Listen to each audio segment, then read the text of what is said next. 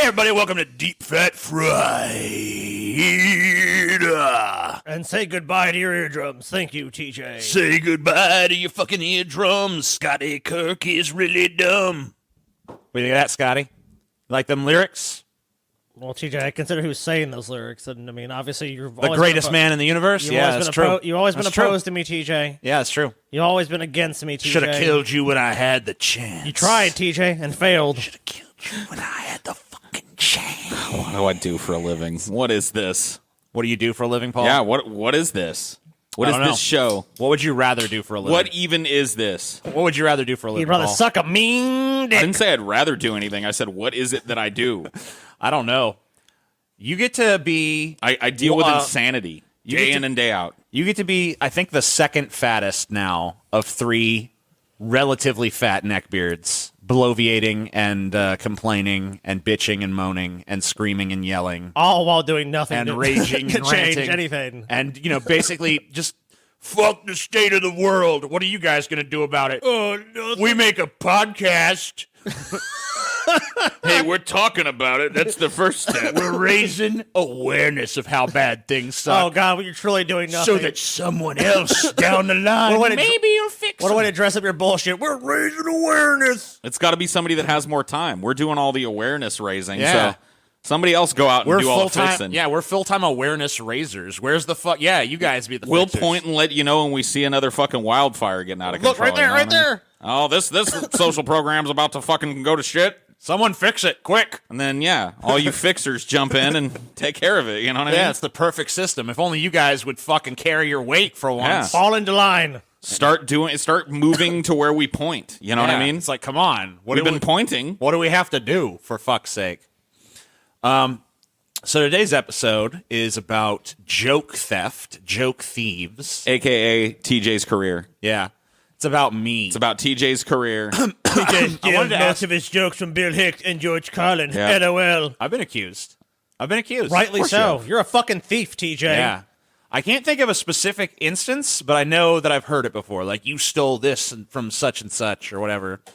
And sometimes that one time when you flopped your man titty out and sucked on it, Carlin did that on almost every show. Oh, did he? He was always bringing his man titty out. I didn't know. You're totally derivative, TJ. God damn it.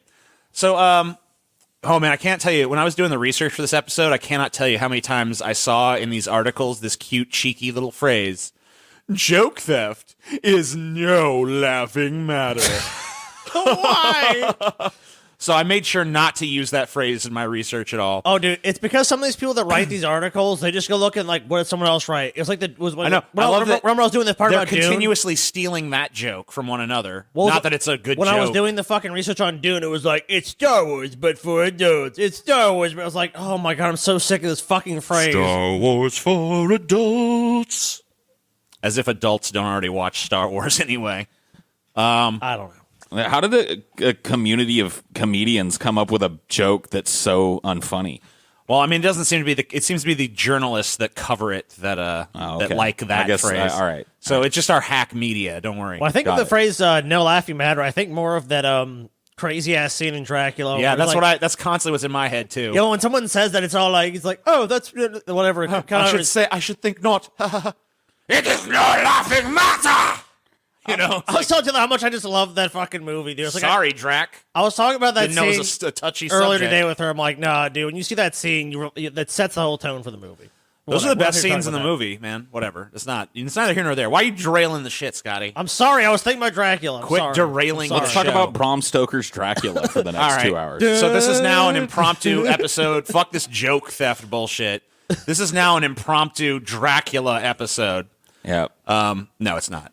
So sorry. We gotta do this. Gotta suffer through a TJ episode. Another lame ass TJ. And you've had a episode. couple of conversations with one of these gentlemen here, TJ. Yeah, me and Carlos, we go way Yeah. back. Of course. All right, so do I really have to explain what joke theft is? No, it's when someone steals a joke. It's pretty fucking. You don't really need much of an intro. I mean, obviously, no one gives a shit if you steal a joke from your cousin and you tell it to your friend or whatever. Jokes aren't really something that we in the civilian population or whatever you want to say. That we're like, no one gives a shit about that. If I tell you in real life, if I tell you some joke and you go tell it to some other people, that's not really joke theft because I probably didn't make up that joke, and I'm not trying to. Well, I build mean, even if you did, you know, and I'm not trying to. I'm not trying to build a career on telling you a fucking party story. You know, Right. I mean, that's not.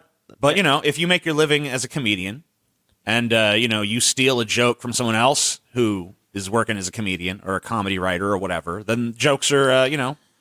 Well, that's business. At that, business. At that point, you're dipping into that person's livelihood, right? And it's a form image. of plagiarism. Yeah, And you have to develop a routine And, in comedy. Like most of these comedians have to develop an act, and a lot of times it's like they have like, okay, this is how this is going to go. Like most comedians don't get up on stage and just go, I'm going to talk about some bullshit. There's definitely ones that do that, but a lot of comedians like Carlos Mencia and Joe Rogan, they develop an act. They have stories they're going to tell. They're going to have things they're going to touch upon. So if you go Right. and take that formula away, or take a story that happened to them personally away from them, and then attribute it to you, that's kind of fucked up. Well, most comics, don't really have much of a sense of humor about joke theft. I have a few kind of choice things here. Patton Oswalt, in an HBO interview with Vice, said that he basically said that life should be made very uncomfortable for joke thieves.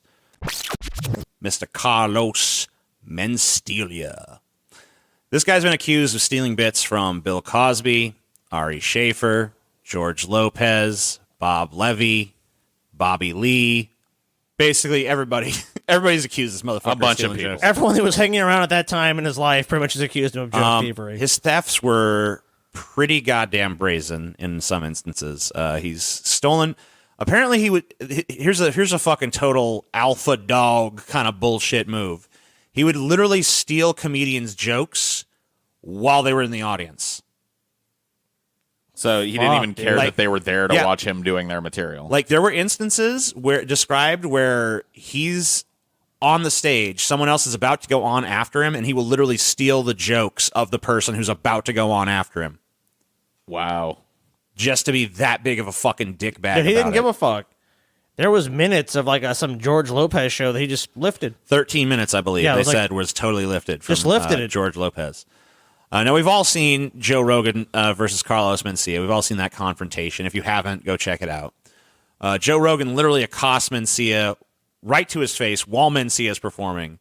And that's a great video. I found another video that I'd never seen before that I think I might like even better than the Joe Rogan versus Carlos Mencia confrontation.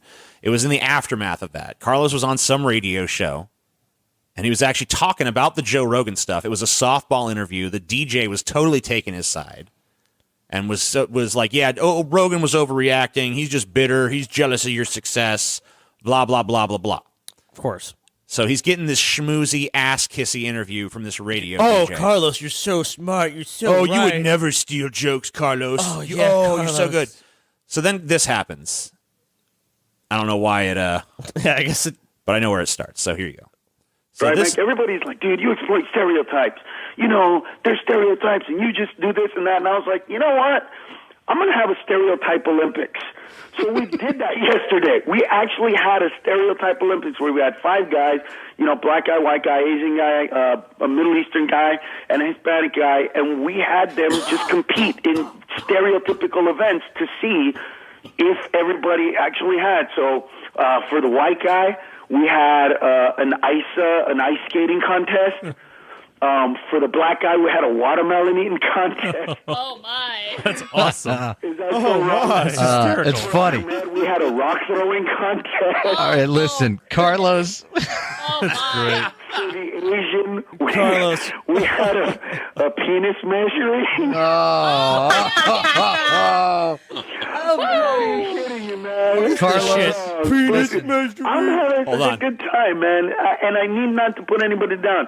And I don't want to be anybody's friend that doesn't want to be my friend. On a personal level like that, aside, you know what? We're your friend. I don't need any. We're your friend, No, I don't need Carlos. Any. Dude, I have enough friends. I have enough family. I don't need any. I don't need any But friends. we're your anybody. friend. That's right. That's right. Carlos, thank you know for what coming I'm on. saying. But, Listen, poor. You know what? It's sad. It's sad.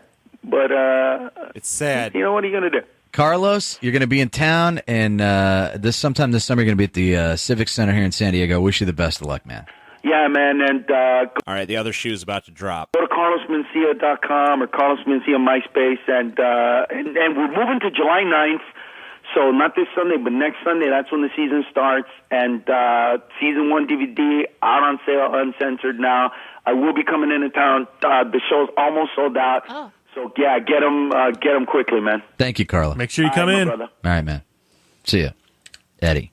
Oh no. Eddie, I can't. You know what? no. Listen, Oh I can't have Carlos on the air again.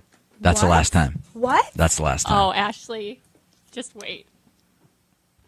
I think he's a nice guy. I'm going to give you the whole rundown on everything, okay? Carlos is a nice guy. He is. He sounds like a very nice guy. That stereotypic Olympics, and I'm not going to say this on the air with him because it's not going to go anywhere healthy. Right. It will result in him being miserable the rest of the day, and then I'd probably be kind of miserable the rest of the day because him and I would have got into it. Stereotypical Olympics is an idea that some DJs came up with in Miami.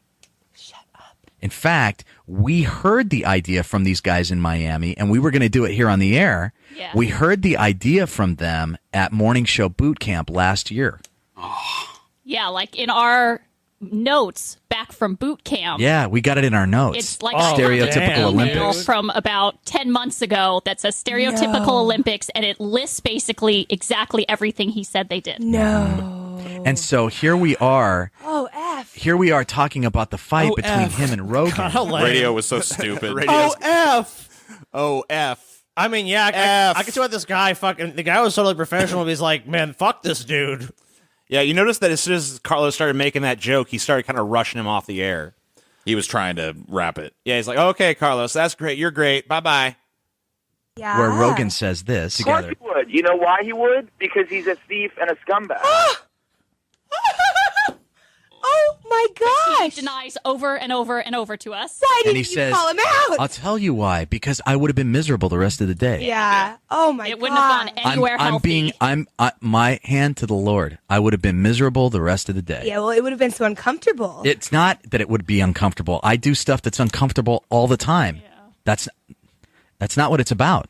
It's not about the uncomfortableness. It's about I would have felt bad all day. Yeah. He would have felt, Oh my gosh. but Who cares? Who cares? In He deserves to fairness, feel bad all He day. should feel the bad. He's a audience. fucking thief. that He's a worthless sack of shit that fucking literally any idea that comes to him is just like, you know what? Let me take that one. I mean, he goes on this guy's fucking show, this fucking radio show, and just takes some stolen material and just shoves it back in the face like, yeah, I came up with this shit. I got a big brain, bro. What a fucking retard, As he's dude. defending himself. For plagiarism. Yeah, it's like, yeah, I didn't do that shit. Bullshit. Anyway, here's my new idea. And you want to know why? It's like, obviously, we're not going to watch the clip with Joe Rogan, but it's like his defense of himself is so fucking weak. It's just so like, oh, yeah, you know what? You caught me. Fuck you, bitch. It's pathetic, man. He couldn't play it off. He couldn't admit to it. And now what does Carlos Mencia do? He plays fucking shitty restaurants or some shit, doesn't he? I don't know. Yeah, I don't know what he does now. He's I'm sure he's still got a lot of money. He had a fucking Oh, I'm syndicated sure. TV show for I'm seasons. sure. I'm sure it's not the money thing. It's the prestige. Like he's not fucking But yeah, selling out arenas nobody's, anymore. Nobody's trying to go see Carlos Mencia anymore. Yeah, he's playing at like improvs and shit. Yeah. Shouldn't even play in fucking Improv there. Houston, Improv Houston. And you know blah, blah, what? blah, blah, Now blah. they can't fucking just like nakedly steal material anymore. Where is fucking Carlos Mencia?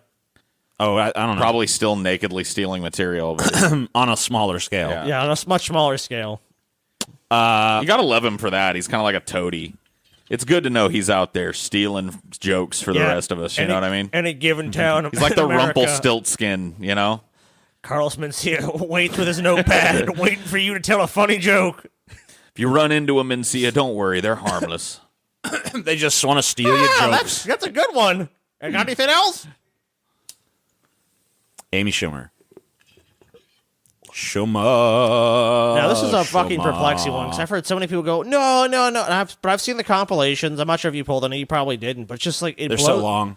Yeah, but it blows I have your a couple. mind. I have a couple of comparisons. So Amy Schumer has been accused of a lot of joke theft.